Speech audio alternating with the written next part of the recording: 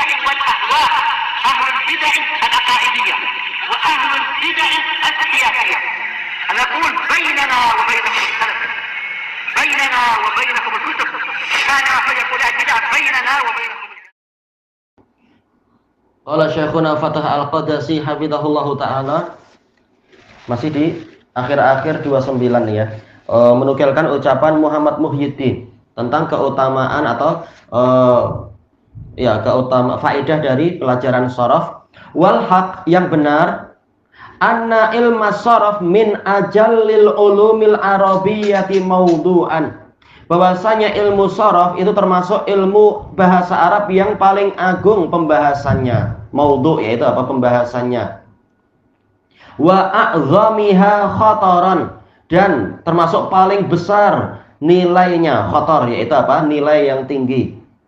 Khatar itu terkadang artinya bahaya, terkadang artinya adalah quality yang tinggi. Wa ahaqqiha bi an-nu'na bih, dan termasuk yang paling berhak untuk kita perhatikan, memberikan inayah. Baik, bukan na'niyah tapi nu'na, kata para masyayikh. Wa nangkuba ala dirasatih, yaitu apa? Betul-betul memusatkan perhatian kepada pembelajaran ilmu ini.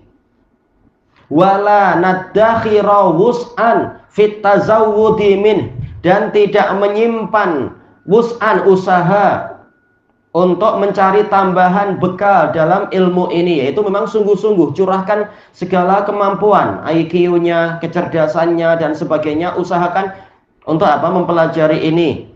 Walaupun mempelajari yang lain boleh, tapi apa? Ini sangat diutamakan. Jangan malah apa? Pikiran dihabiskan untuk mempelajari masalah nano mungkin, atau mempelajari di balik planet Pluto itu katanya ada planet ke-10. Coba kita perhatikan baik-baik, kita lihat peredarannya. Bukan itu haram, tapi apa? Ini lebih layak untuk diutamakan pembahasan ini. Mencari spesies di laut Antartika. Nah, itu juga. Cari spesies baru di laut Antartika, iya. Halal, tapi apa? Sayang, waktu terbuang hanya untuk itu. Iya, habis usia, betul. Iya, kalau balik selamat. 100.000 kaki dalam laut Antartika. Spesies yang belum dijumpai. Atau apa itu? Mencurahkan kerja keras untuk menaklukkan Mount Everest misalkan. Nggak haram, tapi apa? Rugi waktu dan sebagainya. Ya, kalau nggak membeku di sana. Kalau pergi berjalan kaki pergi Makkah haji. Boleh aja kan. Boleh, yang penting apa? Tidak menyusahkan diri. Daripada Malang nak. Kita jalan kaki ke Changlon aja malas, apalagi jalan kaki sampai ke Mekah. Masalah boleh, tapi berapa tahun baru sampai nanti. Iya. Alhamdulillah sudah ada Air Asia, sudah ada apa itu? Saudiah. Nah, kenapa tak naik kapal terbang? Ya, kadang orang sengaja itu untuk apa? Ria, untuk cari popularity. Oh, ini pakai jalan kaki. Atau yang di Indonesia itu masuk surat kabar, sengaja menampakkan di depan orang-orang, saya mau jalan dari Jawa Timur ke Jakarta, jalan mundur. Wah, itu cari popularity aja itu. Orang dikasih nikmat jalan ke depan, dia jalan mundur. Dikasih apa ya? Cermin kanan kiri itu. Memang jadi terkenal, tapi untuk apa macam itu? Ada yang jalan merangkak dari Jawa Timur ke Jawa Barat, cari popularity. Kita tahu. Maka mundur. Ya, orang aneh-aneh. Ayo kita lanjutkan dulu. Daripada itu lebih baik belajar nahwu shorof, ada pahala, tambah ilmu, tambah keuntungan. Qal wa dzalika bi annahu yadkhulu fis shamim minal alfazil arabiyyah. Yang demikian itu karena dia masuk kepada inti dari lafaz-lafaz bahasa Arab. Betul-betul membahas bangunannya. Ba'a itu apa itu? Ba, kemudian apa? Alif, kemudian ain. Asalnya adalah ya. Betul-betul dilihat sedalam-dalamnya. Baik. Wa yajri minha majral mi'yari wal mizan. Dan dia berjalan pada lafaz-lafaz tadi dengan perjalanan mi'yar, yaitu apa? Ukuran, alat ukur. Wal mizan, yaitu timbangan. Wa ala ma'rifatihi wahdahu, dan kepada pengetahuan ini saja, yaitu ilmu sharaf, al-mu'awwalu fi dhabtis siyaq, sebagai mu'awwal, yaitu sebagai iktimat, sebagai patokan ya, tempat untuk bersandar. Di sini sandaran, iktimat. Ya, panduan boleh, panduan untuk menentukan pola siap, yaitu pola-pola. Ini ikut pola yaf'ulu atau yaf'ilu atau yaf'alu misalkan. Iya. Untuk apa? Memahami kaidahnya. Wa ma'rifati tasghiriha, mengetahui bagaimana cara mentasghir. Seperti sebagian orang ketika dia ingin tawadhu, merendahkan diri, tapi karena tidak belajar shorof keliru. Ana min tuwailib, salah, ya betul tulaib. Wazan apa? Fuailun, bukan tuwailib, bukan fuailun, itu salah nanti. Sebagian salah membaca apa? Tuwailib. Saya tuwailib, niatnya baik, saya pelajar kecil aja. Tapi apa? Bukan tuwailib, tapi tulaib. Ini contohnya yang sering orang-orang keliru. Bahkan apa? Orang Yaman pun kadang keliru. Iya. Dari mana munculnya wawu? Disalahkan oleh para ahli bahasa Arab, para masyayikh. Ya, tahu-tahu ada wawu di situ, tuwailib, salah, tapi tulaib. Nah, itu contoh kita agar apa? Tidak keliru. Di Indonesia ada tulis tawailib, madrasah tawailib. Tak tahu nih dari mana juga pola-pola. Kapal tadika tawailib. Cuma iya munculnya dari mana, istilahnya ada wawu di situ. Harusnya tulaib. Memang.